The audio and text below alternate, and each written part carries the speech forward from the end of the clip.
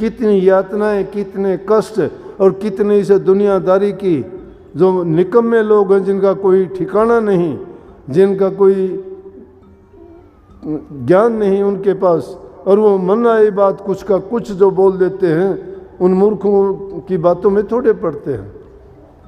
बुल्ले शाह ने कहा कि जब मालिक के आशिक हो गए तुम, भक्ति के रास्ते पे चल पड़े, फिर तुम्हें शर्म किस बात की।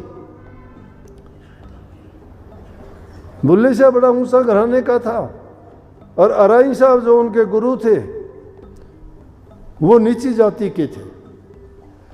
नीची जाति के थे, लोग कहने लगे इनको जाति से बाहर गिर दे, नीची जाति का गुरु बना लिया इसने, बुल्ले शाह ने, और इसको कोई भी पास नहीं बैठाएगा। बुल्ले शाह हंस के कहने लगा, बुल्ले आशिक रबदा मलामत होवे लाख, दुनिया काफिर काफिर आख दी तू आहो आहो भाग। कि बुल्ला तो उस परमात्मा का आशिक है, तुम मुझे काफिर कहते रहो, मेरा क्या घसेगा इसमें, मेरा कुछ नहीं जाता। अरे जब तुम परमात्मा के हो गए, परमात्मा की कोई जाति नहीं है, जब उनको तुमने पा लिया तो किस बात की शर्म है, क्या लज्जा है।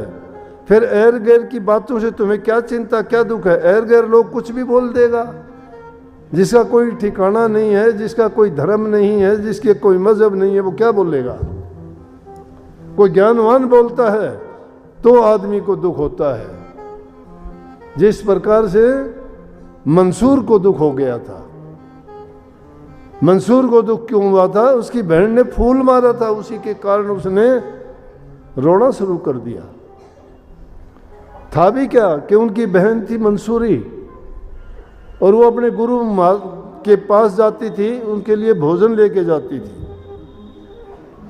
शाम के टाइम उनका भोजन लेके जब जाया करती तो एक दिन वो गई तो बहुत देर होगी, अंधेरा था, लोगों ने अफवाह उड़ा रखी थी, कहने लगे, उस मंसूर से कहने लगे तेरी बहन तो अच्छे रास्ते पे नहीं है, जिस महात्मा के पास जाती है उससे अच्छे संबंध नहीं है, बहुत गलत है, जाके देख तू कि हमने देखा है, ये है वो है।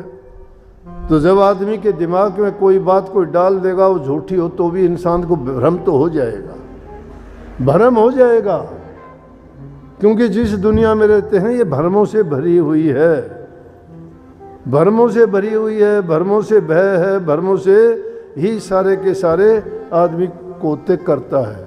जब भ्रम पड़ जाता है हटाना बड़ा मुश्किल होता है। भ्रम जिसके दिमाग में एक बार डल जाएगा निकल नहीं सकता, बहुत बुरा होता है।